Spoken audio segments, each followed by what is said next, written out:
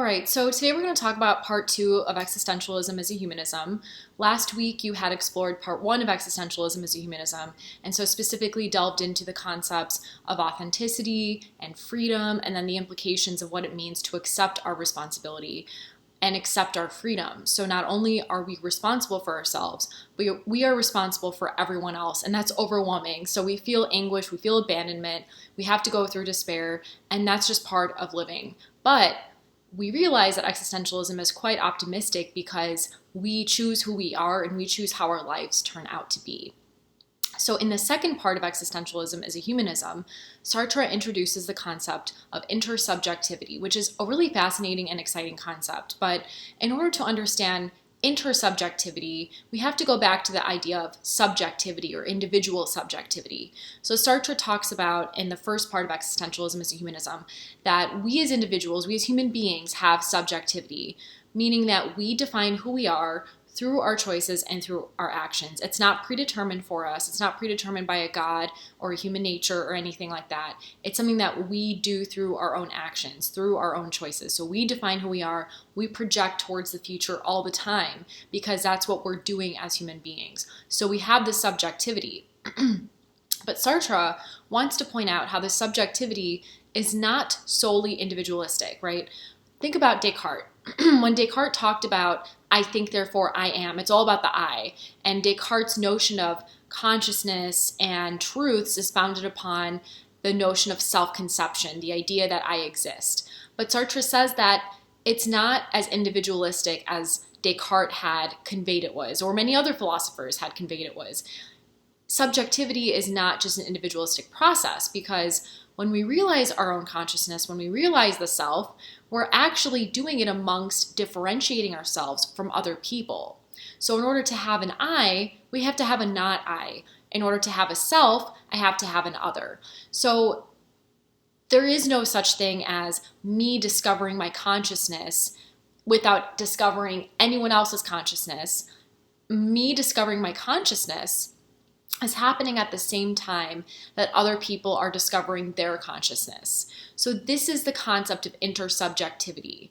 At the moment I am aware of myself and my identity, I am simultaneously aware of other people's selves and other people's identities. So I am becoming aware of other people at the same time I am aware of my own consciousness. So it's such a fascinating concept because it's more like I think, therefore we are, rather than I think, therefore I am.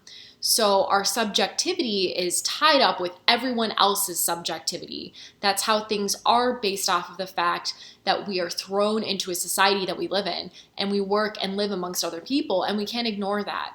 So when it comes to thinking about ourselves and understanding ourselves, we don't really understand ourselves without other people mediating that for us. So other people mediate our self-identity and they kind of filter it in for us. So for example, I could say I'm a charitable person. I could say I'm so patient, but that actually has to be affirmed by other people believing that, because I could just be delusional and I could actually be really rude and cheap and not nice towards other people and impatient constantly. So therefore, my qualities have to be affirmed by other people, essentially the rest of humanity.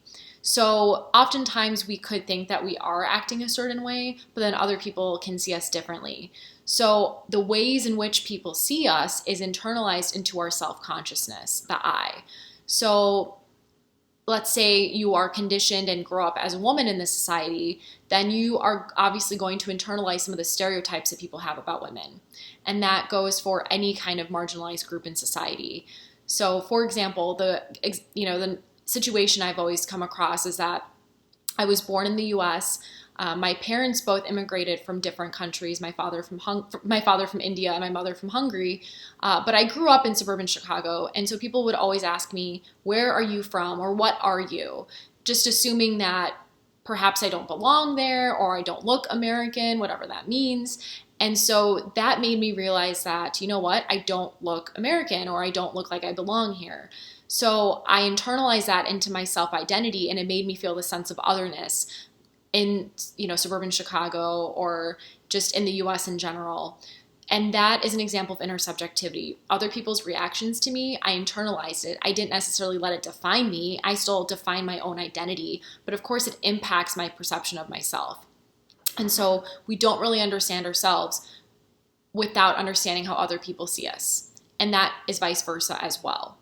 So intersubjectivity can sound really painful because we want to be independent, we want to have our own self-conception, but at the same time, we are impacted by what other people think and feel and say about us and what other people do and what they stand for. And so this is just an aspect of the human condition. Remember, Sartre does not believe that we have a human nature because there's no God to instill a human nature within us. And even if there was a God, we still have that free will. So we don't have a human nature because if something is a nature, that means it is essential and unchanging. And we don't really have anything about ourselves that are like that for existentialists because we have subjectivity. But we do have a human condition. A human condition is just this idea that we are born into a certain situation and that's just how things are. So it's not essential to our nature. It's just the situation that we find ourselves in. So it's part of the human condition that we are born, we are thrown into the world, and we live and we work amongst others and we die. That's an example of the human condition. And so there are subjective human aspects of our human condition or subjective limitations and objective or universal limitations. So for example, something that impacts us all is that we are going to die. We are mortal beings. That's a universal human condition. But something that could impact me subjectively is that I am not tall enough to become a professional basketball player, or I have a fear of heights, so I don't want to jump out of an airplane. Some people do that recreationally, right? So there are things that impact all of us, but then there are some things that impact us individually. And that's how the human condition works. We have external circumstances and we can't necessarily control it, but existentialism helps us realize, well, how do I interact with this? So yes, I can't be a professional basketball player, but I could still play basketball, or I could cultivate some other sport like jogging, which I can do and I enjoy doing. So that is how the human condition works as opposed to a human nature. We can't completely change our circumstances, but we can change or impact how we deal with those circumstances. We have control over that. And so it is also part of the human condition that there is universality in all of our choices. So whenever we are making a decision, we are not only representing ourselves, but we are representing the rest of humanity. And that's terrifying, but we are always choosing for the rest of humanity. So the example that I gave last week was the specific philosophers and philosophies that I choose for my classes. I'm not just choosing that for this specific class or just for myself. I'm choosing it for the rest of humanity because I'm affirming the value of these philosophies to the rest of humanity.